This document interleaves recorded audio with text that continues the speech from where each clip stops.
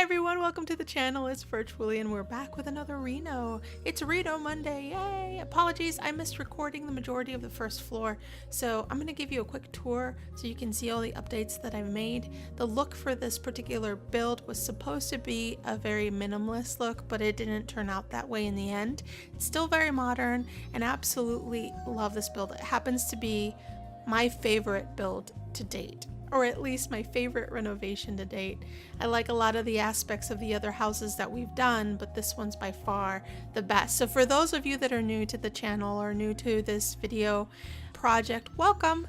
So the intent is for us to upload every house and every lot and every venue in all of the worlds and all of the Sims 4 franchise, and you will be able to take that save, upload it to your game, and play around with it.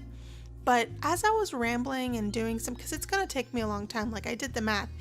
If I did 3 Renos a week, it would take me 32 weeks, and we're only doing 1 a week. So it's going to take a really, really long time. So I was rambling with one of our friends in the comment section of my channel. We decided that it would be a great idea if we uploaded.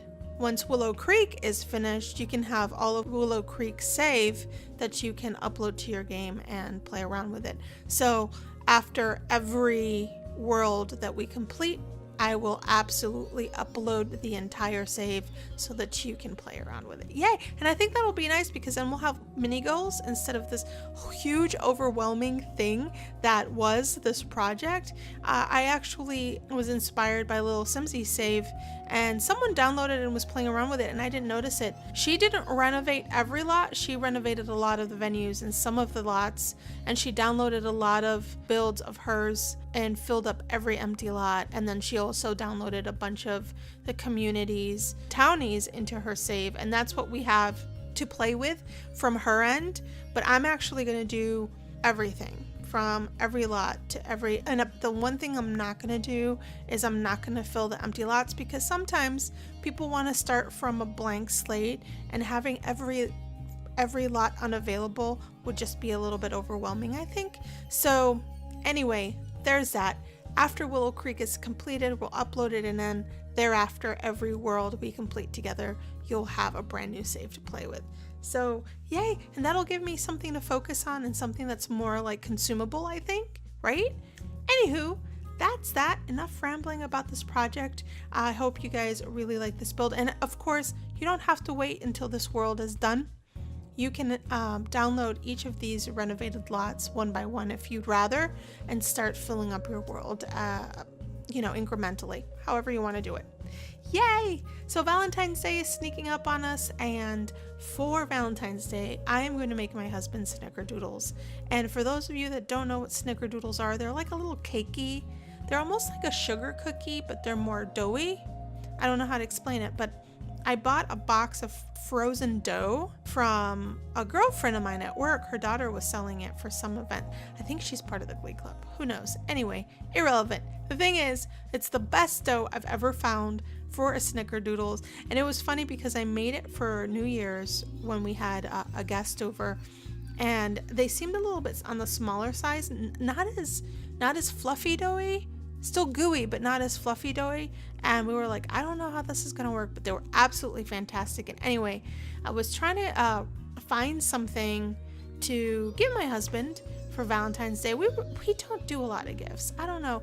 I just feel like we're at the part of our lives where, thankfully we don't have a ton of needs and we don't have a lot of wants. And so it's kind of like if he ever wants anything, he'll get it. And his tastes are so specific, it's really weird. Listen. I don't dwell on it too much, but he did ask me for snickerdoodles, which makes this Valentine's Day very, very easy for me.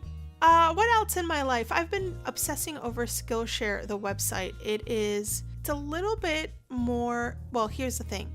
It is like YouTube in that there are videos with a lot of how-tos, but you kind of pay for it. I got 3 months for free because I've been watching an illustrator on YouTube who was sponsored by Skillshare, and he had a 3-month free coupon code, and so I used it, and I've been taking a class for illustration every day, and it's been amazing, and I've learned so much. I don't know that I can physically see the improvement, but I feel like conceptually I can understand a little bit more, and I feel like my eyes are being trained to see things differently, which is a huge improvement, I think. I spoke about this in my last video, but one of the tutorials that they gave us was to paint what we saw, and it was like really random picture, and it was awful what I doodled, and she expected that, the professor expected that, and then she's like, focus on the lights and the shadows, and the picture was transformed. So it's being able to focus on the colors and the shadows and the light to be able to conceptualize art. So that's been really, really neat. But Skillshare is not just about illustration or drawing. It's about anything you want to get your hands on to learn, from communication to business. There's even like a music section, or there was a languages section. That was a really cool one. I think I'm going to start dabbling in that too, because I find that fascinating to be able to learn another language. I did do Rosetta Stone for French, and I passed the elementary part of it, and then as soon as I got into intermediate, I like dropped the mic and walked out because it was so difficult. Listen, when I was born in New York, and I was raised in New York for a little bit by a Latin family, so I learned Spanish conversationally. What I didn't learn is how to read or write it. And then in my early tweens, we moved to Puerto Rico, and I was put in school there, and I didn't know how to read and I didn't know how to write Spanish. And it was so hard. I passed high school by the skin of my teeth. And then college, I actually learned more in college because I went to an all English speaking college in Puerto Rico for about 3 years, and then I moved to the States, so it was a moot point. But it's really, really hard when you don't live in the environment, and especially if you weren't taught it from a very young age. Not that it's impossible. I have a friend. Well, he's gifted in so many areas. Like he knows how to play like 4 million different instruments. It feels like 4 million. It's almost like, you know how people have a photographic memory? It's almost like he has that for his ears.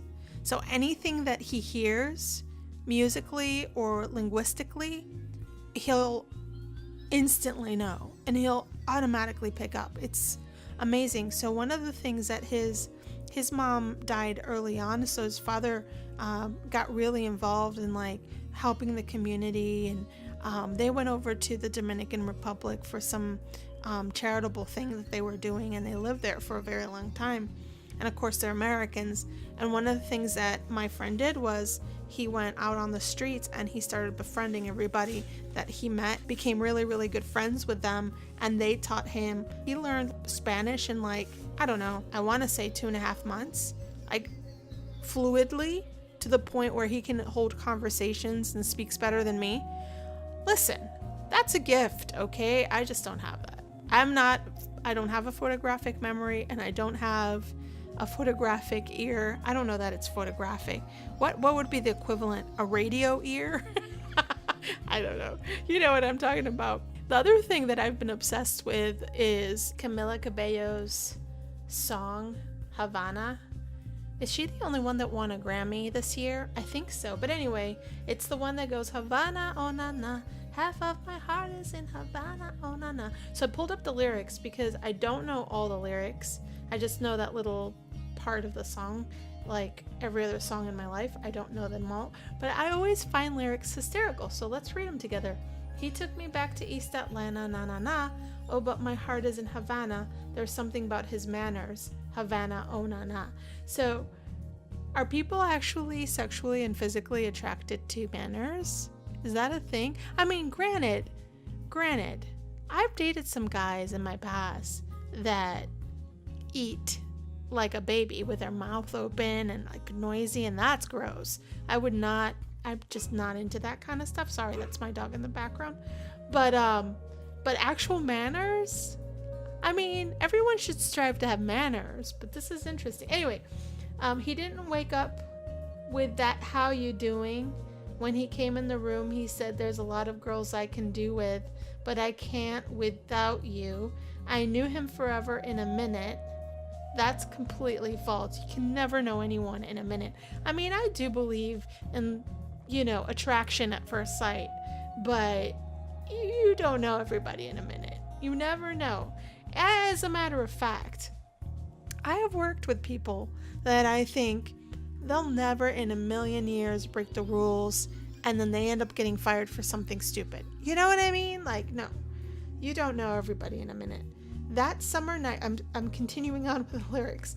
That summer night in June, and Papa says he got malo in him. Oh, malo is Spanish for bad. So Dad says he's a bad boy. He got me feeling like, ooh,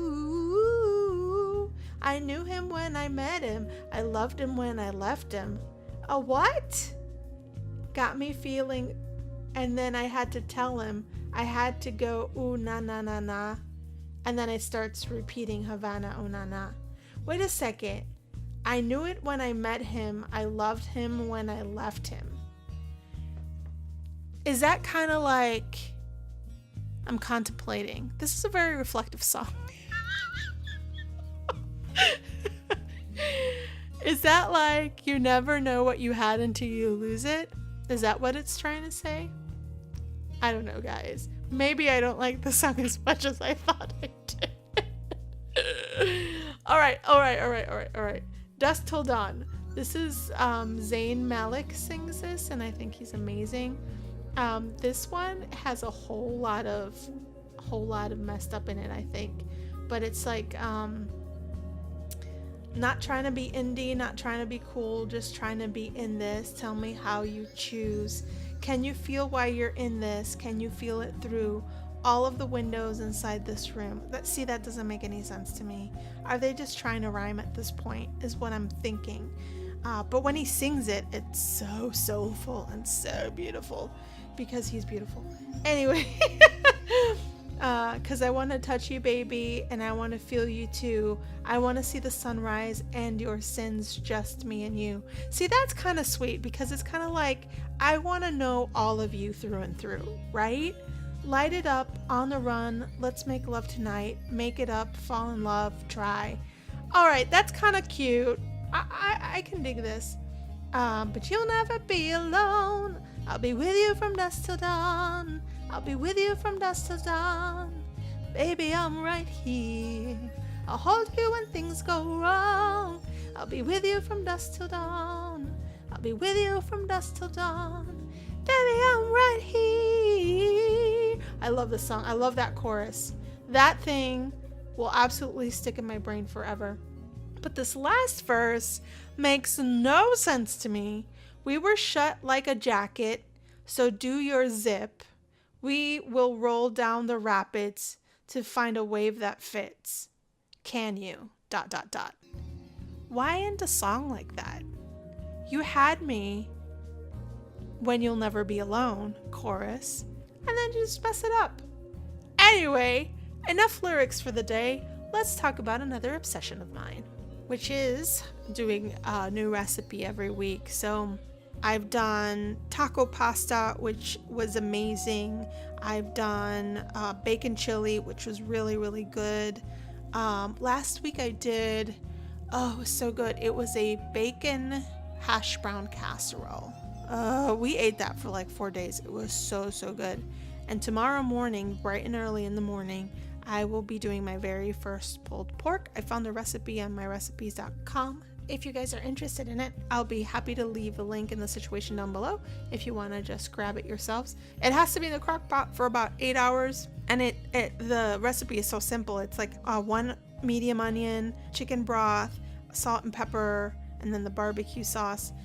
But I don't think the barbecue sauce goes in it right away. I think it's just the chicken stock and the pulled pork with the salt and pepper and onions. I think that goes in the crock pot first for about 8 hours, and then you put all the barbecue and stuff, and I'm actually going to put it in the oven for 30 minutes so it can get a little bit like crisp edges to it. I don't know what I'm talking about, but basically I just want it to get like that browning effect on the meat.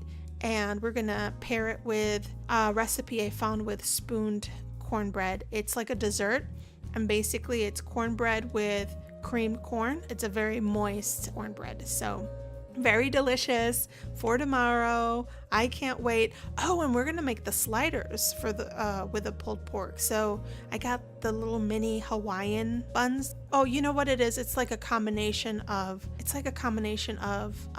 potato bread and sweet rolls. The Hawaiian bread is amazing. So yes, I'm excited. My husband's been my guinea pig. So far he hasn't been complaining, and there's certain things like we'll try and then we'll say, you know, this is really good, but if the next time we do it, we'll add this ingredient or that other ingredient. So it's been a very experimental thing, and it gives me something to look forward to at the end of the week. So it's been really good. Hopefully the weather's gonna turn, but the darn groundhog decided he didn't want to come out. He came out of his hole and said, hell no, going back into my hole. And I kind of don't blame him, because I haven't been wanting to leave my house either. It's just that frigid. But winter is too much. And everything gets salt on it. Why? How does my purse have salt on it? You know? The other day I turned around and my coat in the back, on my back, had salt on it. How does this happen? I don't know, guys. But we're getting to the tail end of this build. Hope you guys are enjoying it. I usually tell you guys what my favorite room in the house is, and like I said, every single room is my favorite. Love the clutter in this house. I love the fact that I put the clotheslines outside, because I still haven't played with this particular stuff pack, so it's going to be really interesting to see how this all works. Yay! So let's see, we're on our second neighborhood. I think there are 2 more houses in this neighborhood, and then we get to do a makeover on the pancakes, I think, live in this area. And then from here, what I'm going to do is I'm going to switch over and do a couple of venues, public venues, and then do another neighborhood, and then finish off the venues and do the neighborhood where the goths are. So it may take a little bit. I'm thinking that we should be done with this come springtime, hopefully, or maybe towards the end of springtime. So once again this community is done, all of Willow Creek is done, I'll upload it so that you guys can take advantage of it and start playing around with our renos. Yay! I'm excited. But in the meantime, if you guys really like this house, you can go to my gallery. The link to my gallery, or my gallery name, is in the description down below. It should be there and waiting for you guys to play around with it already if you want. And enjoy the befores and afters, and enjoy the rest of the week, guys. Thank you so much for hanging out. I'll talk to you in the next video. Bye.